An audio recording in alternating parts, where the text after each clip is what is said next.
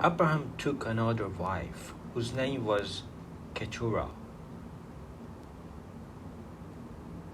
She bore him Zimran, Jokshan, Medan, Midan, Ishbak, and Shua. Jokshan fathered Sheba and Dedan. The sons of Dedan were Ashurim, Letushim, and Lemum. The sons of Midian were Ephah, Epher, Hanoch, Abida, and Eldah. All these were the children of Keturah. Abraham gave all he had to Isaac, but to the sons of his concubines Abraham gave gifts, and while he was still living, he sent them away from his son Isaac eastward to the east country. These are the days of the years of Abraham's life, 175 years. Abraham breathed his last and died in a good old age, an old man and full of years, and was gathered to his people. Isaac and Ishmael, his sons, buried him in the cave of Machpelah, in the field of Ephron, the son of Zohar the Hittite, east of Mamre, the field that Abraham purchased from the Hittites. There Abraham was buried with Sarah his wife. After the death of Abraham, God blessed Isaac his son, and Isaac settled at Beer-lahai-roi. These are generations of Ishmael, Abraham's son, whom Hagar, the Egyptian, Sarah's servant, bore to Abraham. These are the names of the sons of Ishmael, named in the order of their birth: Nebaioth, the firstborn of Ishmael, and Kedar, Adbeel, Mibsam, Mishma, Duma, Massa, Hadad, Tema, Jetur, Naphish, and Kedema. These are the sons of Ishmael, and these are their names by their villages and by their encampments. 12 princes according to their tribes. These are years of life of Ishmael, 137 years. He breathed his last and died, and was gathered to his people. They settled from Havilah to Shur, which is opposite Egypt, in the direction of Assyria. He settled over against all his kinsmen. The birth of Esau and Jacob. These are the generations of Isaac, Abraham's son. Abraham fathered Isaac, and Isaac was 40 years old when he took Rebekah, the daughter of Bethuel, the Aramean of Paddan Aram, the sister of Laban, the Aramean, to be his wife. And Isaac prayed to the Lord for his wife, because she was barren. And the Lord granted his prayer, and Rebekah, his wife, conceived. The children struggled together within her. And she said, "If it is thus, why is this happening to me?" So she went to inquire the Lord. And the Lord said to her, "Two nations are in your womb, and two peoples from within you shall be divided. The one shall be stronger than the other shall serve the younger." When her days to give birth were completed, behold, there were twins in her womb. The first came out red, all his body like a hairy cloak, so they called his name Esau. Afterward, his brother came out with the hand holding Esau's heel, so his name was called Jacob. Isaac was 60 years old when she bore them. When the boys grew up, Esau was a skillful hunter, a man of the field, while Jacob was a quiet man dwelling in tents. Isaac loved Esau because he ate of his game, but Rebekah loved Jacob. Once, when Jacob was cooking a stew, Esau come in from the field, and he was exhausted. And Esau said to Jacob, "Let me eat some of that red stew, for I am exhausted." Therefore his name was called Edom.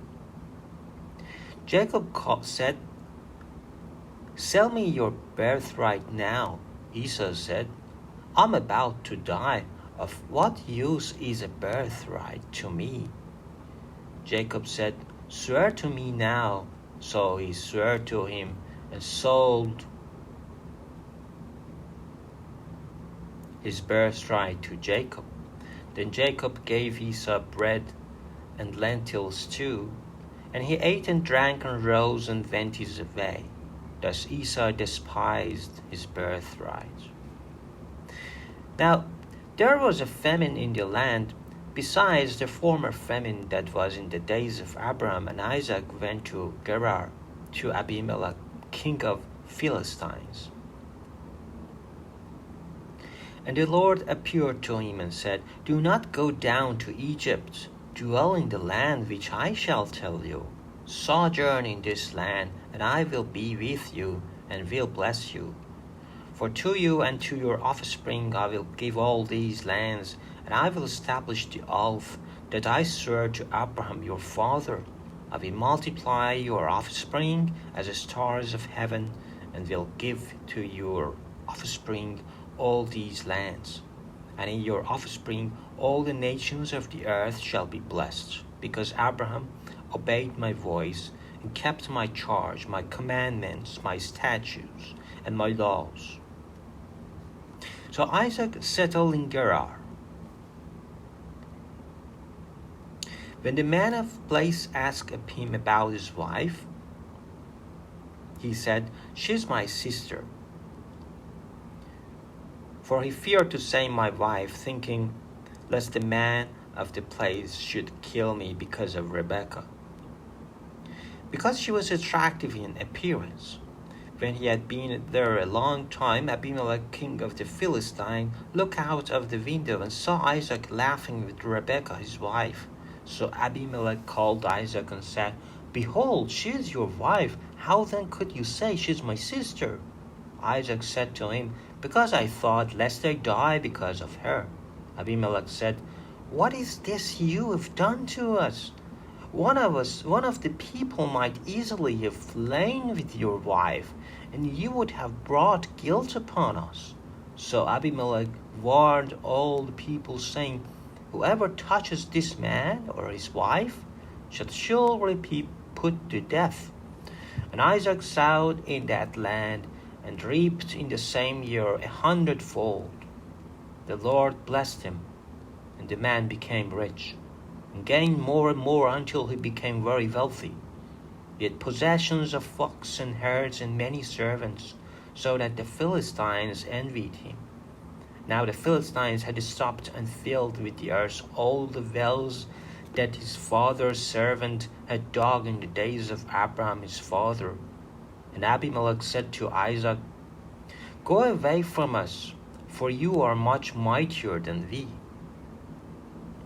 So Isaac departed from there and encamped in the valley of Gerar and settled there. And Isaac dug again the wells of water that had been dug in the days of Abraham his father, which the Philistines had stopped after the death of Abraham. And he gave them the names that his father had given them. But when Isaac's servants dug in the valley and found there a well of spring water, the herdsmen of Gerar quarreled with Isaac's herdsmen, saying, "The water is ours." So he called the names of the well Esek, because they contended with him. Then they dug another well, and they quarreled over that also. So he called its name Sitnah. And they moved from there, and dug another well, and they did not quarrel over it. So he called its name Rehoboth, saying, "For now the Lord has made room for us, and we shall be fruitful in the land."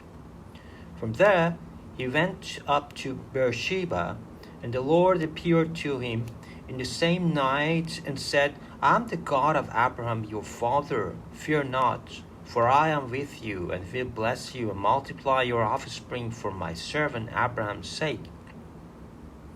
So he built an altar there and called upon the name of the Lord, and pitched his tent there. And there Isaac's servants dug a well.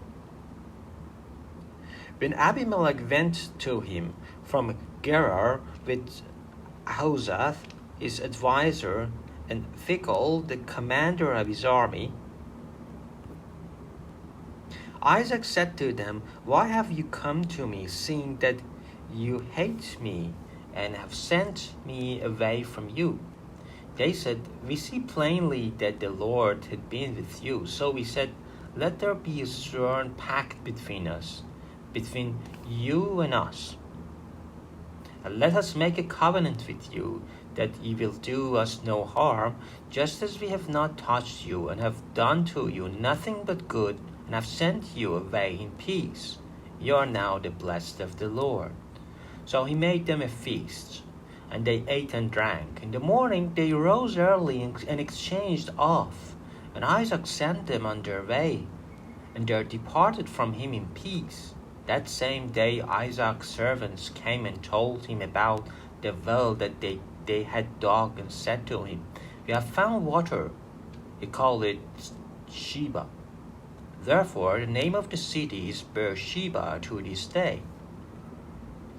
When Esau was 4 years old, he took Judith, the daughter of Beri, the Hittite, to be his wife, and Basemath, the daughter of Elon, the Hittite, and they made life bitter for Isaac and Rebekah.